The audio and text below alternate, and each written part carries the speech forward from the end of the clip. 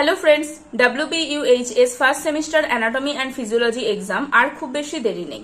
আমি জানি তোমাদের মধ্যে অনেকেই এখন লাস্ট মিনিট রিভিশন নিয়ে টেনশনে আছো, তাই আজকে এই ভিডিওতে আমি ডিসকাস করব 5টা মোস্ট ইম্পর্টেন্ট অ্যানাটমি টপিকস যেগুলো এক্সামের আগে অবশ্যই রিভাইজ করা উচিত। নমস্কার, আমি Susmita, currently working as a staff nurse under WB government. আজকে ভিডিওতে আমি শুধু টপিক এর নাম বলবো না, আমি তোমাদের দেখাবো কি কি পয়েন্ট লিখতে হবে, কোন কোন ডায়াগ্রাম প্র্যাকটিস করতে হবে এবং ভাইভাতে এর থেকে কি কি ধরনের কোয়েশ্চেন আসতে পারে, এই সমস্ত কিছু আমি আলোচনা করব। চলো দেরি না করে আমাদের মেন টপিকে আসা যাক। First, দেখে নাও definition. A nephron is defined as a microscopic structural and functional unit of the kidney. কিডনির স্ট্রাকচারাল এবং ফাংশনাল ইউনিট হলো নেফ্রন, যেটা একটা মাইক্রোস্কোপিক স্ট্রাকচার, মানে খালি চোখে আমরা এটাকে দেখতে পারি না। One human kidney contains approximately 1 million to 1.2 million nephron, মানে একটা হিউম্যান বডিতে দুটো কিডনি থেকে থাকে, রাইট অ্যান্ড লেফট। তো সেই একটা কিডনির মধ্যে 1 মিলিয়ন টু 1.2 মিলিয়ন নেফ্রন থেকে থাকে। Next, structure and part of nephron. নেফ্রনের স্ট্রাকচারাল পার্টগুলো কি কি, এবং যদি নেফ্রন শর্ট কোয়েশ্চেনে আসে তো অবশ্যই এর যে পিকচারটা এটা ড্র করতে হবে, তার মধ্যে যে ইম্পর্টেন্ট পয়েন্টগুলো আছে সেগুলোকে পয়েন্ট আউট করতে হবে। তো ফার্স্ট পার্ট দেখো, Bowman capsule. It is a cup like double layer covering. এই যে কাপ লাইক ডবল লেয়ার কভারিংটা দেখা যাচ্ছে, এটা কি আমরা বলে থাকি বাউম্যান ক্যাপসুল। দেন রেনাল টিউবিউলস। টিউবিউলস কথার অর্থ হলো টিউব লাইক স্ট্রাকচার। দেখো এখানে যে টিউব লাইক স্ট্রাকচার গুলো রয়েছে সেগুলোকে টিউবিউলস বলছে। তো রেনাল টিউবিউলস তিন ধরনের হয়ে থাকে। একটা হচ্ছে প্রক্সিমাল কনভলিউটেড টিউবিউল। প্রক্সিমাল কথার অর্থ হলো কাছে, তো প্রক্সিমাল কনভলিউটেড টিউবিউল এটা। Then Bowman loop of Henle, then distal convoluted tubule. তো টিউবিউল হচ্ছে তিন ধরনের, proximal, distal and loop of Henle. Then glomerulus. Glomerulus a high pressure tuft like network of capillaries. এই যে নেটওয়ার্ক অফ ক্যাপিলারিজটা দেখা যাচ্ছে পিকচারে, এটা কি আমরা বলে থাকি glomerulus. Blood enters through the afferent arterioles and leaves through the narrower efferent arterioles. এখানে তোমরা দেখতে পাবে যে ব্লাড ক্যাপিলারিজ রয়েছে, সেই ব্লাড ক্যাপিলারিজ যে আর্টারিয়লস থেকে আসছে সেটা হচ্ছে অ্যাফারেন্ট আর্টারিয়লস, অ্যান্ড যখন বেরিয়ে যাচ্ছে সেটা হচ্ছে এফারেন্ট আর্টারিয়লস। তো অ্যাফারেন্ট আর্টারিয়লসটা আমাদের যেটা লার্জার হয়ে থাকে, আর এফারেন্ট আর্টারিয়লস হচ্ছে স্মলার হয়ে থাকে। দেন কালেক্টিং ডাক্ট। কালেক্টিং ডাক্ট কি হয়, এটা হচ্ছে যে মাল্টিপল নেফ্রন থাকে, মাল্টিপল নেফ্রনের যে ডিস্টাল কনভলিউটেড টিউবিউলটা থাকে, এই কালেক্টিং ডাক্টের মধ্যে ইউরিনটা স্টোর করে, মানে হচ্ছে এটা যে ইউরিনটা ফিল্টার হয়ে বেরোচ্ছে সেই ইউরিনটাকে কালেক্ট করে, সেই জন্যই এটার নাম হচ্ছে কালেক্টিং ডাক্ট। নেক্সট দেখো, function of different parts of nephron. যে পার্টগুলো আমরা পড়লাম বা দেখলাম পিকচারে, সেই পার্টগুলো ডিফারেন্ট কাজ থাকে। যেমন গ্লোমেরুলাস। গ্লোমেরুলাসের কাজ হচ্ছে filtration of molecules and water from blood. কিডনিতে আমরা জানি যে ব্লাডের ফিল্ট্রেশন হয়, তো সেই যে গ্লোমেরুলাস পার্টটা আমরা দেখলাম ক্যাপিলারি টাফ, এটাতে কি হয়, ওয়াটার এবং মলিকিউলগুলো ফিল্টার হয়ে থাকে। Then proximal convoluted tubule. Proximal convoluted টিউবিউলে selective reabsorption of many substance, মানে এখানে সমস্ত জিনিসের রিঅ্যাবজর্পশন হয় না, কিছু সিলেক্টিভ মলিকিউল থাকে, সেগুলোতে কি হয়, এই জায়গাতে রিঅ্যাবজর্পশন হয়, like glucose, amino acid, আয়ন্স like sodium, potassium, chloride etcetera. Then loop of Henley, এটা লুপ অফ হেনলি হবে। Loop of Henley, descending live and ascending leave. Loop of হেনলিতেও আবার দুটো পার্ট থাকে, একটা হচ্ছে যে ডিসেন্ডিং, একটা হচ্ছে ascending. Actually loop of Henley দিয়ে যখন ইউরিনের যে ট্রান্সমিশনটা হয় সেটা এই ডিরেকশনে হয়, মানে যে ব্লাডটা আসছে সেটা নিচের দিকে প্রথমে নামে, তারপর উপরের দিকে ওঠে, তো সেই জন্য এই পার্টটাকে বলা হয় ডিসেন্ডিং লিম্ব, যেটাতে highly permeable for water maintains concentration. এই জায়গাটা ওয়াটারের পারমিয়েবিলিটিটা বেশি থাকে এবং কনসেন্ট্রেশনকে মেনটেন করে। দেন অ্যাসেন্ডিং, মানে যে পার্টটা উপরের দিকে উঠছে, তো এখানে actively pumps sodium, potassium and chlorine আয়ন্স out of the tubules into the medullary tissue. যে বাইরের টিস্যুটা রয়েছে, মেডুলারি টিস্যুটা, সেই টিস্যুতে সোডিয়াম, পটাশিয়াম এবং ক্লোরিনের যে এক্সচেঞ্জটা হয় সেটা এই অ্যাসেন্ডিং লিম্বের মধ্যে হয়ে থাকে। Then distal convoluted tubule, selective reabsorption of ions. এখানেও কি হয়, কিছু সিলেক্টিভ আয়ন থাকে যেগুলো রিঅ্যাবজর্পশন হয়, মেনলি সোডিয়াম বাইকার্বনেট। সোডিয়াম বাইকার্বনেটের রিঅ্যাবজর্পশন এই ডিস্টাল কনভলিউটেড টিউবিউলে হয়ে থাকে।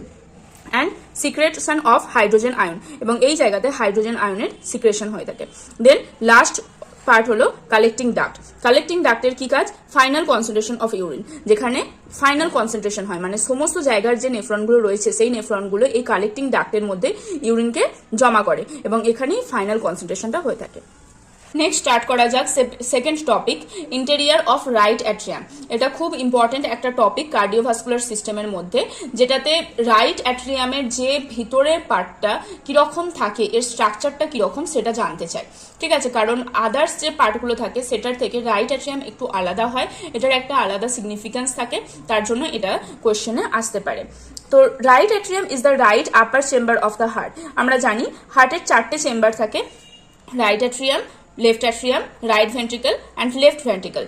So right border or part of the upper border is called right atrium. Okay, then এটার যেটা ইম্পর্টেন্ট পার্ট সেটা হলো এটার স্ট্রাকচারটা কিরকম। তো দেখো, the right atrium is vertically elongated. Right atrium কি হয়েছে, ভার্টিক্যালি একটু ইলংগেটেড থাকে, মানে এটা স্ট্রেট হয় না, এটা নিচের দিকে একটুখানি ঝুঁকে থাকে। It receives the superior vena cava at the upper end and the inferior vena cava in the lower end. মানে যে রাইট অ্যাট্রিয়াম থাকে সেই রাইট অ্যাট্রিয়াম উপর থেকে সুপেরিয়র ভেনা কেভাকে রিসিভ করে এবং নিচে থেকে ইনফেরিয়র ভেনা কেভাকে রিসিভ করে। The upper end shows a projection of to the left side, the auricle. মানে এই স্ট্রাকচারে দেখলে আমরা দেখতে পারবো রাইট অ্যাট্রিয়ামে একটা প্রজেকশন থাকে, মানে কিছু পরিমাণ যে মাসেলস বলো এটা একটুখানি বেরিয়ে থাকে, যেটার মেন কাজটা হলো আমাদের রাইট অ্যাট্রিয়াম দিয়ে যে সুপেরিয়র অ্যাওর্টাটা যাচ্ছে, তো রুট অফ দ্য অ্যাওর্টাকে এটা কভার করে থাকে। ঠিক আছে, দেখো, the auricle cover the root of the ascending aorta. এই যে অ্যাওর্টাটা উঠছে ওপরের দিকে, অ্যাসেন্ডিং অ্যাওর্টা, এই অ্যাওর্টাটাকে কভার করে রাখে এই auricle. The interatrial septum separate the right atrium from the left atrium. এখানে একটা সেপ্টাম থাকে যেটা রাইট অ্যাট্রিয়ামকে লেফট অ্যাট্রিয়াম থেকে আলাদা করে। Then the fossa ovalis is an oval-shaped thumb projection like depression found on the intra-atrial septum. মানে এই যে ইন্ট্রাঅ্যাট্রিয়াল সেপ্টামে একটা প্রজেকশন দেখা যায় যেটাকে আমরা বলে থাকি fossa ovalis. It helps in fetal circulation. এটার একটা সিগনিফিকেন্স রয়েছে, তোমরা যখন 4th ইয়ারে গাইনি অবস পড়বে তখন তোমরা বুঝতে পারবে ফসা ওভালিস যে পার্টটা থাকে এটার ইম্পর্টেন্সটা কি। মানে বেবি যখন মাদার উম্বের ভেতরে থাকে, মায়ের পেটের ভেতরে থাকে, তখন ফিটালের সার্কুলেশন একটা নর্মাল বাইরের মানুষের মধ্যে, মানে এনভায়রনমেন্টে আমরা যেমন বাস করি তাদের মতন হয় না। তো তখন এই ফসা ওভালিস তাদের সার্কুলেশনকে মেনটেন করতে হেল্প করে। আশা করছি বোঝা গেল স্ট্রাকচারটা। তো স্ট্রাকচারের মধ্যে মেনলি আমাদের যে পয়েন্টগুলো উল্লেখ করতে হবে সেটা হলো ভার্টিক্যালি ইলংগেটেড, এটার মধ্যে কি কি ভেন এসে যুক্ত হচ্ছে, এখানে যে অরিকালটা থাকে এই অরিকালটা কি বা এটা কি কাজে লাগে সেটা, এখানে রাইট অ্যাট্রিয়াম এবং লেফট অ্যাট্রিয়ামের মধ্যে যে সেপ্টাম থাকে সেটা, এবং ফসা ওভালিস। আশা করছি সবার কাছে এটা clear. Then veins draining into the right atrium. এই যে রাইট অ্যাট্রিয়াম আমরা দেখছি, এই রাইট অ্যাট্রিয়ামে কি কি ভেন এসে ড্রেন করে, যেমন superior vena cava, inferior vena cava, coronary sinus এবং অ্যান্টেরিয়র কার্ডিয়াক ভেন। এই 4টে যে ভেন থাকে সেটা রাইট অ্যাট্রিয়ামে এসে যুক্ত হয়, কারণ আমরা জানি রাইট সাইড যে হার্টের যে রাইট সাইড সেটা যে ইমপিওর ব্লাড আমাদের বডির ইমপিওর ব্লাডকে রিসিভ করে, আর ইমপিওর ব্লাড আমাদের বডিতে ট্রান্সফার হয় ভেন দিয়ে। তো এই 4টে ভেন এসে রাইট অ্যাট্রিয়ামে মিক্সড হয়। Topic number 3, gross anatomy of stomach and it's blood supply. মানে যে গ্যাস্ট্রোলজি চ্যাপ্টারের আমাদের যে স্টমাক রয়েছে এটার অ্যানাটমি এবং এতে কি কি ব্লাড সাপ্লাই রয়েছে সেটা আমরা দেখব। তো stomach is a most dilated part of the elementary track. It is J shape. মানে যে এলিমেন্টারি ট্র্যাক আমাদের বডিতে মাউথ টু অ্যানাস পর্যন্ত যে এলিমেন্টারি ট্র্যাক রয়েছে তার মধ্যে মোস্ট ডাইলেটেড পার্ট হলো আমাদের এই stomach. It extend from the cardiac end to pyloric end. Cardiac end বলা হয় এই যে প্রথমের পার্টটা, স্টমাক যেখান থেকে শুরু হচ্ছে এবং শেষ হয় পাইলোরিক এন্ডে। স্টমাকের পজিশন কি? Stomach occupies part of the epigastric, umbilical and left hypochondriac region. আমরা জানি আমাদের যে অ্যাবডোমেনকে 9টা রিজিয়নে ভাগ করা হয়েছে, তার মধ্যে এপিগ্যাস্ট্রিক, আম্বেলিকাস অ্যান্ড লেফট হাইপোকন্ড্রিয়াক রিজিয়নের মধ্যে এই স্টমাক অকুপাইজ করছে। দেন ইটস স্ট্রাকচার এবং পার্টগুলো কি কি? টু এন্ডস থাকে। প্রথমেই আমরা পড়ে নিলাম, আপার এন্ডকে বলা হয় কার্ডিয়াক এন্ড অ্যান্ড লোয়ার এন্ডকে বলা হয় পাইলোরিক এন্ড। দুটো সারফেস থাকে, অ্যান্টেরিয়ার সারফেস এবং পস্টেরিয়ার সারফেস, মানে স্টমাকের সামনের দিকটা আমরা অ্যান্টেরিয়ার পার্ট বলে থাকি এবং পিছনের দিকটা আমরা পস্টেরিয়ার পার্ট বলে থাকি। টু বর্ডার অর কার্ভেচার, স্টমাকে যে বর্ডারগুলো থাকে সেটাকে আমরা কার্ভেচার বলে থাকি। এই কথাটা তোমরা নতুন শুনবে, এই কথাটা খুবই জিজ্ঞাসাও মানে করা হয় যে গ্রেটার কার্ভেচার কি, লেজার কার্ভেচার কি, গ্রেটার কার্ভেচারে কি কি ব্লাড সাপ্লাই থাকে, লেজার কার্ভেচারে কি কি ব্লাড সাপ্লাই থাকে, এটা খুব ইম্পর্টেন্ট। তো তোমাদের যে বর্ডারটাই থাকে সেটা কি আমরা কার্ভেচার বলে থাকি। তো right border or lesser curvature, left border or greater curvature, মানে এই যে ছোট বর্ডারটা থাকে যেখানে আমরা ছোট কার্ভেচারটা দেখতে পারি, কার্ভটা, সেটাকে আমরা লেজার কার্ভেচার বলি। আর যে বড় কার্ভটা দেখতে পাই লেফট সাইডে সেটাকে আমরা বলে থাকি গ্রেটার কার্ভেচার। পার্ট কি কি? Cardiac part, fundus, body of stomach and pyloric end. যখন তোমাদের স্টমাকের অ্যানাটমি বা স্টমাকের স্ট্রাকচার জিজ্ঞাসা করবে অবশ্যই এর ছবিটা ড্র করতে হবে এবং এই পার্টগুলোকে অবশ্যই তোমাদের চিহ্নিত করতে হবে, যেমন cardiac part, fundus, body and pyloric end. তো এইগুলো খুবই ইম্পর্টেন্ট জিনিস, পার্টগুলো অবশ্যই তোমাদেরকে পয়েন্ট আউট করতে হবে। নেক্সট তোমরা যেটা পয়েন্টে লিখবে সেটা হলো ফাংশন। এর ফাংশন কি কি? তো রিজার্ভার অফ ফুড, মানে ফুডকে রিজার্ভ করে রাখে। দেন কনভার্ট ফুড ইন্টু কাইম, আমরা জানি যে ফুড যেটা ডাইজেস্ট হওয়ার পর যে কাইম মানে হচ্ছে মন্ডটা তৈরি হয় সেটাকে আমরা কাইম বলে থাকি। তো কনভার্ট করছে ফুডকে ইন্টু কাইমে। Destroy micro organism in food, কারণ আমরা জানি স্টমাকের মধ্যে HCl সিক্রেট হয়, অ্যাসিড থাকে। তো যে কোনো ধরনের মাইক্রো অর্গানিজম যদি ফুডের মধ্যে দিয়ে আমাদের বডিতে এন্টার করে তখন সেই অ্যাসিডটা সেই মাইক্রো অর্গানিজমকে ডিস্ট্রয় করে। দেন ডাইজেশন অফ প্রোটিন, প্রোটিনের ডাইজেশন আমাদের স্টমাকের মধ্যে হয়, পেপসিন যে আমাদের এনজাইমটা থাকে সেই এনজাইম দিয়ে। দেন অ্যাবজর্পশন অফ ভিটামিন B12, এখানেই স্টমাকে ভিটামিন B12 এর অ্যাবজর্পশন হয়ে থাকে। নেক্সট ইম্পর্টেন্ট পয়েন্ট হলো ব্লাড সাপ্লাই। তো blood supply of lesser curvature, lesser curvature মানে হচ্ছে ছোট দিকটা, রাইট সাইডে কোন কোন ব্লাড সাপ্লাই যায়? Left gastric artery, right gastric artery, দু ধরনের আর্টারি থাকে, লেফট গ্যাস্ট্রিক আর right gastric. Then blood supply of the greater curvature, মানে যে বড় দিকটা লেফট সাইডে থাকে সেখানে কোন কোন ব্লাড সাপ্লাই যায়? Left gastro epiploic artery and right gastro epiploic artery, এই দুটো গ্রেটার কার্ভেচারের দিকটা কভার করে। Then blood supply of the fundus region, fundus রিজিয়নে কোন আর্টারি যায়? Short gastric artery. তো এগুলো হলো ব্লাড সাপ্লাই স্টমাকের। নেক্সট টপিক হলো pituitary gland and hormones.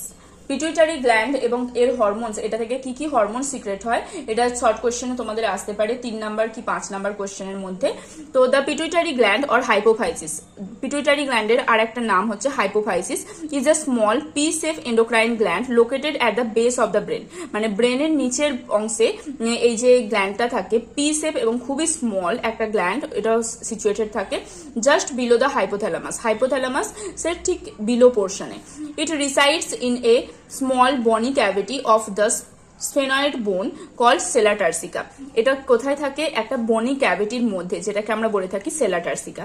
It also called master gland of the body, এটাকে বডির মাস্টার গ্ল্যান্ডও বলা হয়। কেন বলা হয়? কারণ আমাদের বডির যে হরমোনগুলো সিক্রেট হয়, সমস্ত হরমোন যে রেগুলেট করে সেটাকে আমরা বলে থাকি পিটুইটারি গ্ল্যান্ড বা মাস্টার গ্ল্যান্ড। আবার হাইপোথ্যালামাসকে বলা হয়ে থাকে মাস্টার অফ মাস্টার গ্ল্যান্ড, মানে পিটুইটারি গ্ল্যান্ডকেও কন্ট্রোল করে থাকে হাইপোথ্যালামাস, এটা আমরা পরেই পড়ছি। দেখো এই দেখো, its own activity is influenced by the hypothalamus and by the pineal body, মানে হাইপোথ্যালামাস দিয়ে এই যে পিটুইটারি গ্ল্যান্ডের যে অ্যাক্টিভিটি সেটা রেগুলেট হয়, ইনফ্লুয়েন্স হয়, তার জন্যই হাইপোথ্যালামাসকে মাস্টার অফ মাস্টার গ্ল্যান্ড বলা হয় আর পিটুইটারি গ্ল্যান্ডকে মাস্টার গ্ল্যান্ড বলা হয়।